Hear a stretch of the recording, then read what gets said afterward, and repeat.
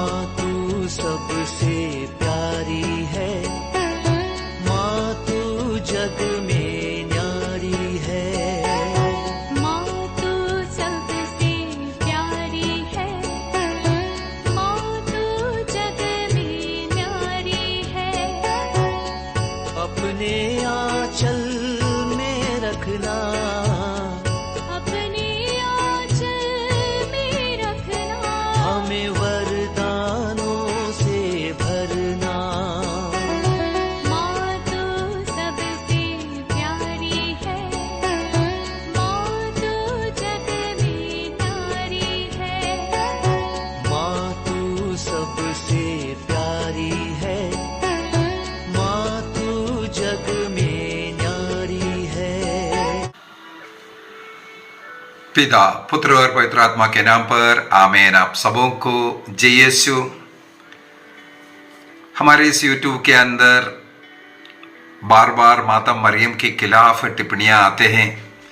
उसमें एक टिप्पणी ऐसे आई है, माता मरियम एक सृष्टि है, ईश्वर की सृष्टि है। वो सृष्टि कैसे सृष्टिकर्ता की मां बन सकते हैं? सवाल पूछा है, क्या सृष्टिकर्ता का जननी है मरियम?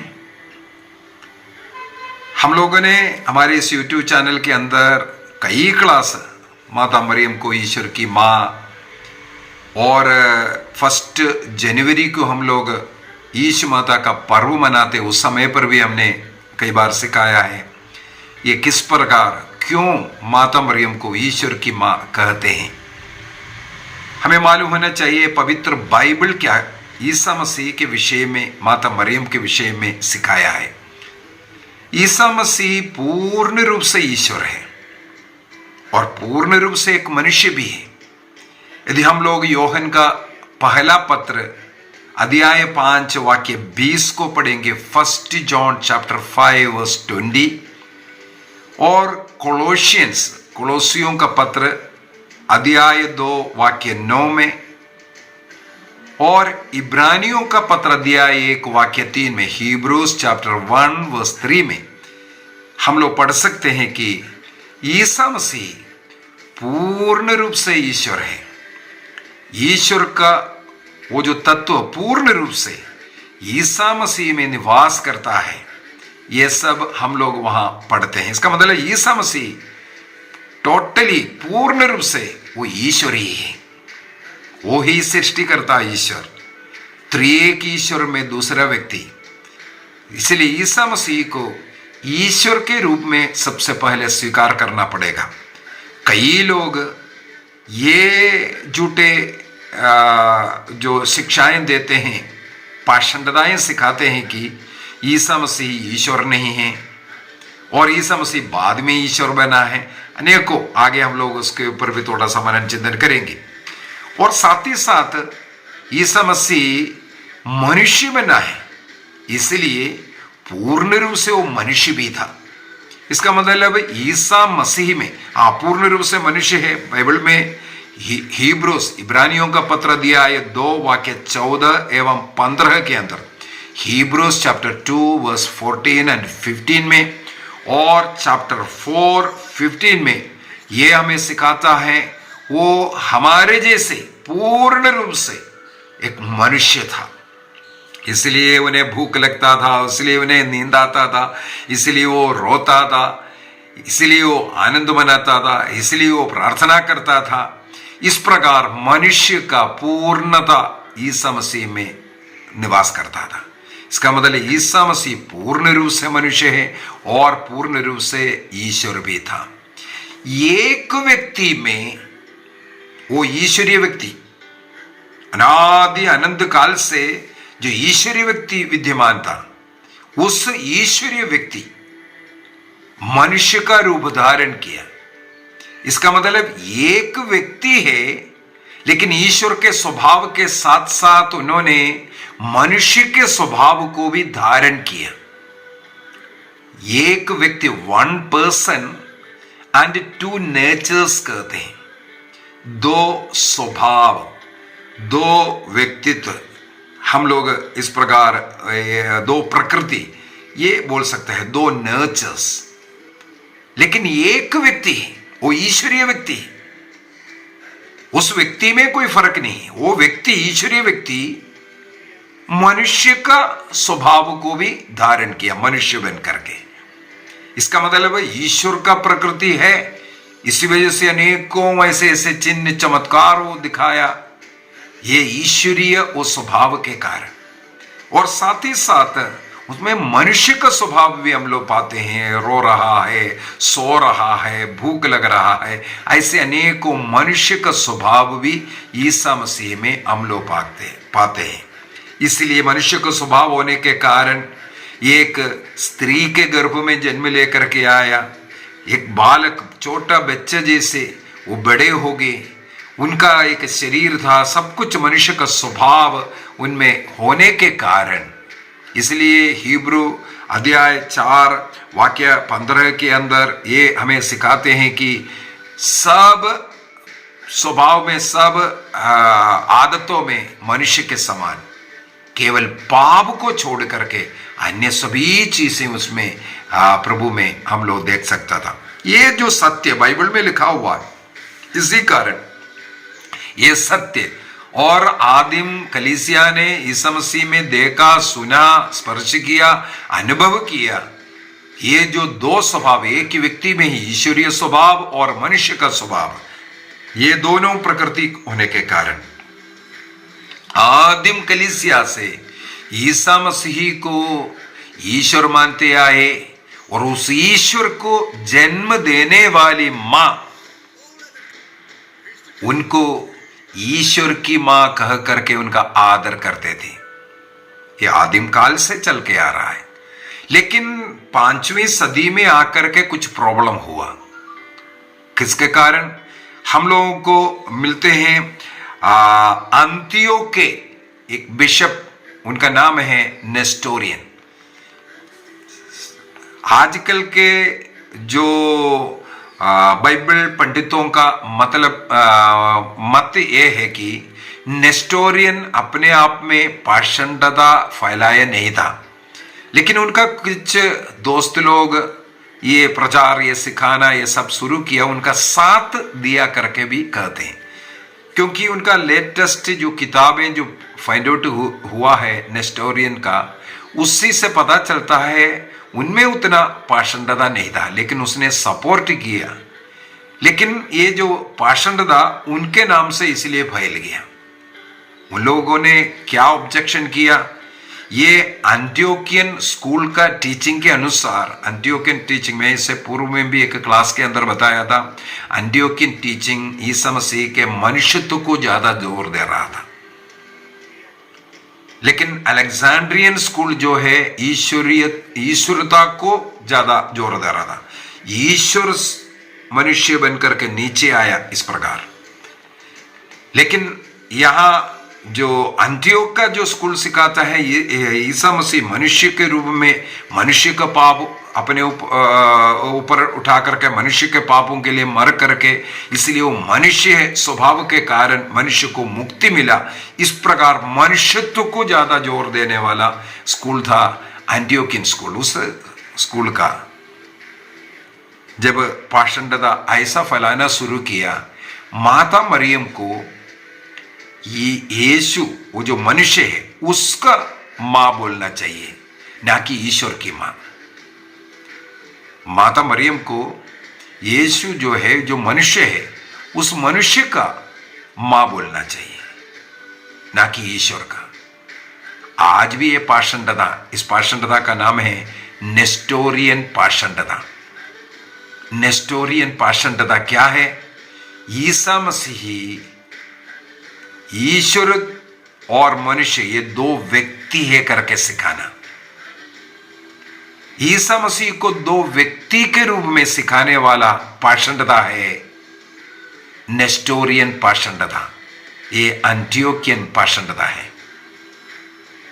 वहां पर उन्होंने ये गलती किया, वो एक व्यक्ति है लेकिन दो स्वभाव, दो नेचर्स है, इसको छोड़ करके दो व्यक्ति है करके सिखाना और वो जो मनुष्य व्यक्ति की मां है ईसा मसीह, ये इसके पीछे का भी कारण है, हमें मालूम है। आर्यूस नाम का एक पुरोहित था, उन्होंने ये सिखाया, आर्यनिज्म हम लोग कहते हैं, वो पाषंडता का नाम है आर्यनिज्म। आर्यूस ने क्या सिखाया? ईसा मसीह मनुष्य था, ईश्वर नहीं है। ईसा मसीह मनुष्य है, ईश्वर नहीं है। इस प्रकार जो सिखाने वाला जो आर्यूस का ये पाषंडता को खंडन करने के लिए एंटियोकियन स्कूल ने फाइंड आउट किया, नहीं नहीं नहीं, ईसा मसीह ईश्वर है और मरियम जो है वो मनुष्य का मां है। इस प्रकार सिखाने वाला अगला एक पाषंडता ही उसमें शुरू हुआ। तब कलीसिया 431 में, 22 जून 431 में एक तीसरी एफेसुस महासभा बुला रहे हैं। एफेसुस में महासभा बुलाई 431 में, वो तीसरी महासभा है एफेसुस में जो बुलाने वाला, 22 जून 431 में। क्योंकि 10 अप्रैल 428 में, 10 अप्रैल 428 में ये नेस्टोरियन ने घोषणा किया था, माता मरियम को ईश्वर की मां नहीं बुलाना, बल्कि ईसा मसीह का उस मनुष्य का मां है, इस प्रकार का घोषणा। इस कारण 22 जून 431 में एफेसुस में तीसरी कलीसिया का तीसरी महासभा बुलाई गई और वहां इसके ऊपर चर्चाएं किया और चर्चा के अंत में डिक्लेयर किया, ईसा मसीह पूर्ण रूप से ईश्वर, पूर्ण रूप से मनुष्य है और वो एक व्यक्ति है। वो एक व्यक्ति, उस ईश्वरीय व्यक्ति का दो स्वभाव, दो नेचर है, ईश्वरीय नेचर और मनुष्य का नेचर। कोई भी व्यक्ति किसी स्वभाव का मां नहीं बनता है। उदाहरण के लिए एक व्यक्ति में, मेरे अंदर कभी कभी बोलेगा ये तो शैतान का स्वभाव दिखा रहा है, कभी जानवर का स्वभाव दिखाएगा, कभी गुस्सा कर रहा है, कहीं प्यार दे रहा है, कहीं अहंकार का स्वभाव। इस प्रकार का स्वभाव का मां हमारा मां नहीं होता है। जो व्यक्ति है, इस व्यक्ति की मां है हमारी जननी, हमारी माता। तो उसी प्रकार कलीसिया वहां पर यह सिखाया, ईसा मसीह एक व्यक्ति है, उस व्यक्ति में दो स्वभाव है, उस ईश्वरीय स्वभाव और मनुष्य का स्वभाव। उस मनुष्य का, उस स्वभाव का मां माता मरियम है। कलीसिया ये भी नहीं सिखाते हैं सर्वचराचरों का सृष्टिकर्ता की मां माता मरियम है करके, कभी नहीं सिखाते हैं। लेकिन उस एक व्यक्ति जिसमें मनुष्य का स्वभाव भी है, उस व्यक्ति का मां है माता मरियम के गर्भ में जो जन्म लेने वाला व्यक्ति, वो ईश्वरीय व्यक्ति है, उसमें ईश्वर का स्वभाव और मनुष्य का स्वभाव भी है।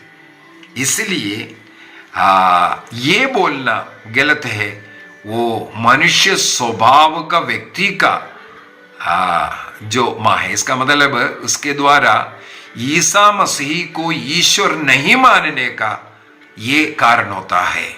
इसलिए कलीसिया ईसा मसीह को ईश्वर कहने के लिए माता मरियम को ईश्वर की मां भी कहते हैं। ये माता मरियम को कोई बड़ा पद नहीं दे रहा है, बल्कि उसके द्वारा हम लोग ये स्वीकार करते हैं कि माता मरियम ईश्वर की मां है बोल करके ईसा मसीह को हम ईश्वर मान रहा है। क्या कारण है? कई ऐसा पाषंड, जैसे मैंने बोला आर्यनिज्म, ईसा मसीह को ईश्वर नहीं मानते। ऐसा कई कलीसिया आजकल है जो ईसा मसीह को ईश्वर नहीं, हाँ महान एक नबी जैसे यहूदी लोग स्वीकार करते हैं। इसलिए यहूदी लोगों का जो तनक है ना, उसके अंदर 24 किताब और यूनानी किताबों को अलग किया और उन लोगों ने कोशिश किया है ईसा मसीह को केवल नबी ही बनाकर रखने के लिए। आज भी वे लोग नबी मानते हैं, ईसा मसीह को मसीही नहीं मान रहा है, ईश्वर का पुत्र नहीं मान रहा है। दूसरा, एक और जो पाषंडता शुरू हुआ था उसको अडोप्शनिज्म कहते हैं। अडोप्ट किया, कब अडोप्ट किया? बपतिस्मा के समय पर पिता ने कहा यह मेरा प्रिय पुत्र है, इस पर मैं अत्यंत प्रसन्न हूं। अर्थात इस पाषंडता वाला कहते हैं प्रभु ईसा मसीह का बपतिस्मा के समय पर ईसा मसीह ईश्वर का पुत्र बना, उससे पहले वो ईश्वर नहीं था। अडॉप्शन कब हुआ? बपतिस्मा के द्वारा। इसका मतलब माता मरियम में जन्म लेने वाला व्यक्ति ईश्वर नहीं था कर करके सिखाने वाला पाषंडता है अडॉप्शनिज्म। तो इस प्रकार का कई पाषंडताएं, मैं पाषंडताओं का क्लास भी सिखाया। ईश्वर के विषय में सिखाते सिखाते पाषंडताएं उत्पन्न हुआ। एक और पाषंडता है डोसेटिज्म कहते हैं। इसके अंदर साफ साफ बोल रहा है ईसा मसीह केवल एक ही मनुष्य है, वो ईश्वर नहीं है करके।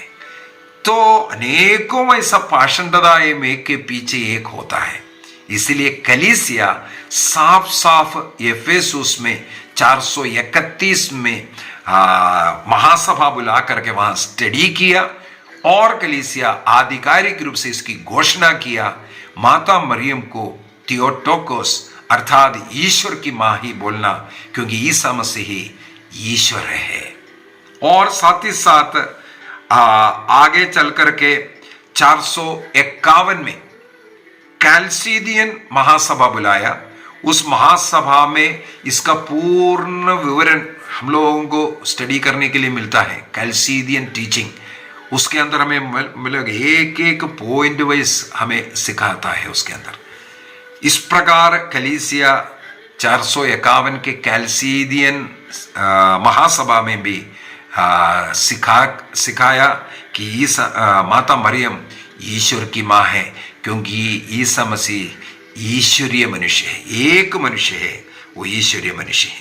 कैथोलिक कलीसिया का धर्म शिक्षा ग्रंथ 967 के अंदर 967 के अंदर हम लोग ये पढ़ते हैं। और साथ ही साथ 495 में और यूथ कैटेकिज्म यूजी 82 में भी हम लोग ये पढ़ सकते हैं। इसलिए कलीसिया 1 जनवरी को ईश्वर की माता मरियम का पर्व भी मनाते हैं, ताकि लोग ये सीखे समझे कि ईसा मसीह ईश्वर है, वो एक व्यक्ति है, उसी व्यक्ति का मां है।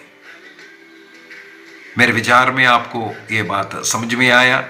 हम लोग कैथोलिक कलीसिया कभी भी ये नहीं सिखाता है कि वो सृष्टिकर्ता, पूरे संसार का सृष्टिकर्ता का उस लेवल में रह करके नहीं, बल्कि ईसा मसीह जो एक मनुष्य जो जन्म लिया उसमें मनुष्य स्वभाव भी है, ईश्वर का स्वभाव भी है।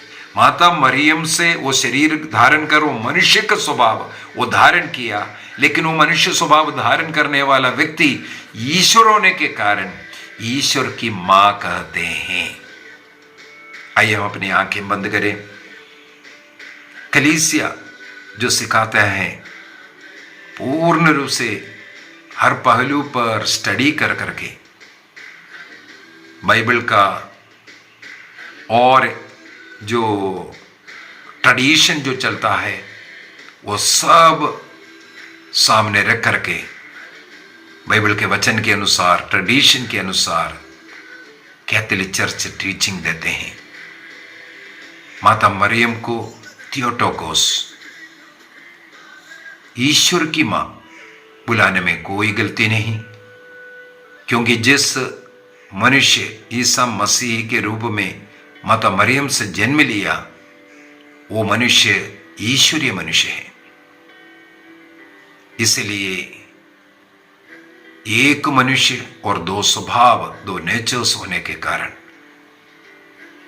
ईसा मसीह ईश्वर, पूर्ण रूप से ईश्वर होने के कारण माता मरियम को ईश्वर की मां बुलाना सही है। इसको समझने का बुद्धि ज्ञान प्रभु सबों को प्रदान करे। पिता, पुत्र और पवित्र आत्मा के नाम पर आमीन। आप सबों को जय यीशु।